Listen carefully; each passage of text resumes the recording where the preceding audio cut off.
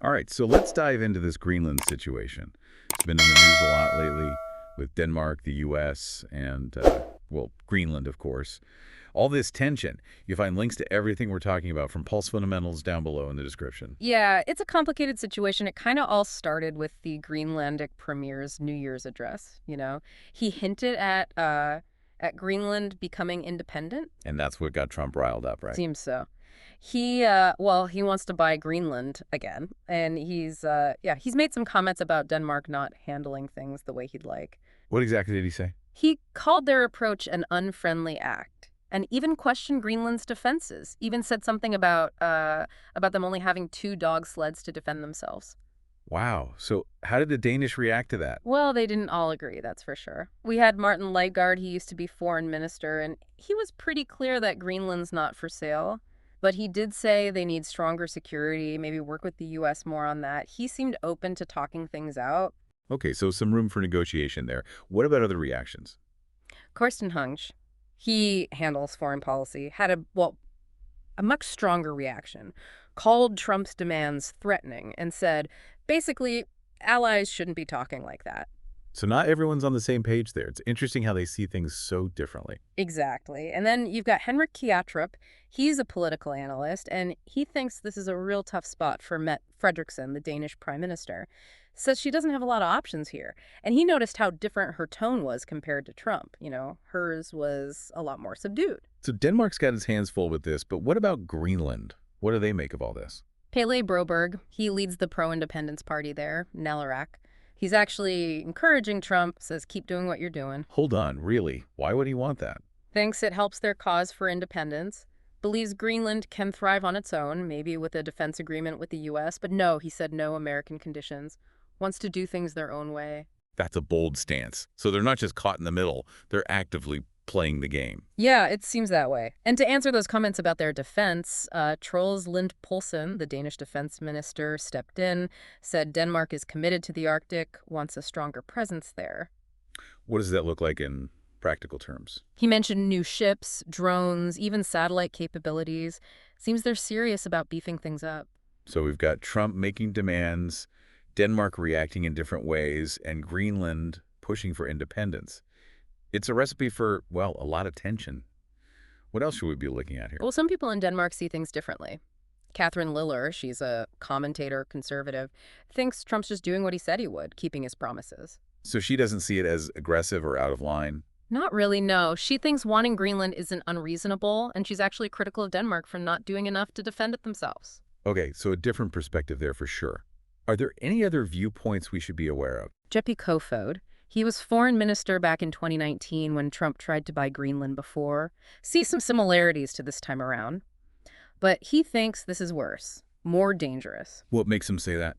Well, he thinks Trump's more willing to use, pressure this time, economic pressure, maybe even military pressure. That's what worries him. It's easy to get caught up in all the politics of it all. But we got to remember, this isn't just some theoretical game, right? Yeah, this could have a real impact on people's lives, on the economy, the whole thing. Absolutely. The BT, one of the sources we're looking at, they pointed out some pretty serious possibilities. Like we could see some damaging trade tariffs, Yeah. Could even spiral into a full-blown trade war. Yeah, that would hit everyone's wallets for sure. And I imagine it wouldn't exactly help relations between the two countries either. Exactly. The U.S. and Denmark, they need each other, and this could really strain things. And then there's, well, the Danish realm itself, Greenland pushing for independence. It's another layer of uncertainty in all of this. So what happens in Greenland doesn't stay in Greenland. No, not at all. Affects Denmark, affects the U.S. The whole Arctic region is becoming more and more important strategically, economically. You can't ignore it. So where do we go from here? What's the next move in this geopolitical chess match? Well, the BT article, they suggested a couple of scenarios. One is Denmark trying to kind of walk a tightrope, assert their sovereignty over Greenland, but at the same time, try to keep the U.S. happy. Not easy. Sounds like a tough balancing act. It is. And then the other possibility they mentioned is Greenland just going their own way, caught in the middle, but deciding, enough's enough. We're charting our own course. And of course, there's the Trump factor, right? He's not exactly predictable. No, not at all. His foreign policy, it can be pretty unconventional. Tough to know what he'll do next. So lots of moving parts, lots of uncertainty. If we had to sum it up, what are the key takeaways we should keep in mind as we follow this story? Well, I think the main thing is just how high the stakes are, you know?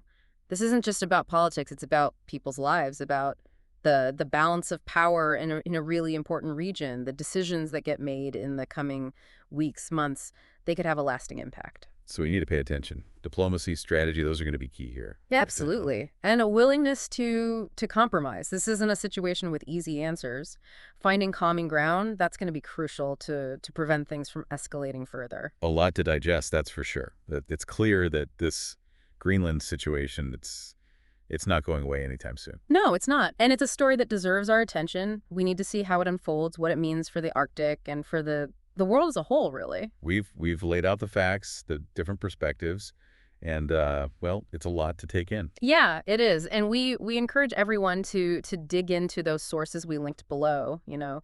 Form your own opinions, keep following this story. It's important. So we've talked a lot about Greenland, right? Yeah. Trade wars, the U.S. and Denmark, and Greenland wanting to go their own way. Yeah.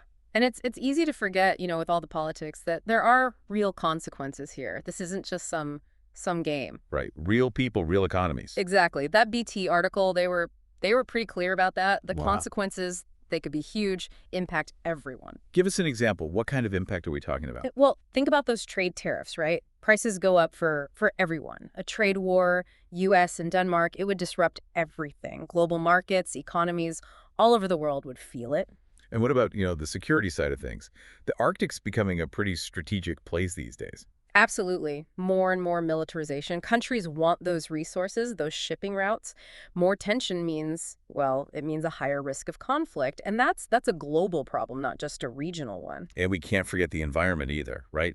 Greenland's ice sheet melting, that affects everyone. Exactly. Sea levels, weather patterns, it's all connected. What happens in Greenland, it doesn't stay there. Global problem. So where do we go from here? What happens next in this whole Greenland situation?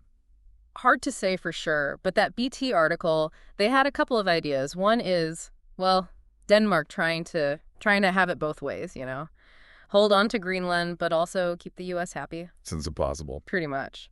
The other thing they mentioned was Greenland just saying we're done with this and pushing for independence no matter what anyone else thinks. And then there's Trump. He always throws a wrench in things. Yeah, he can be unpredictable, to say the least. Makes it hard to plan for anything. So much uncertainty. Any final thoughts as we wrap up our look at Greenland? I think it just shows how complicated the world is, you know?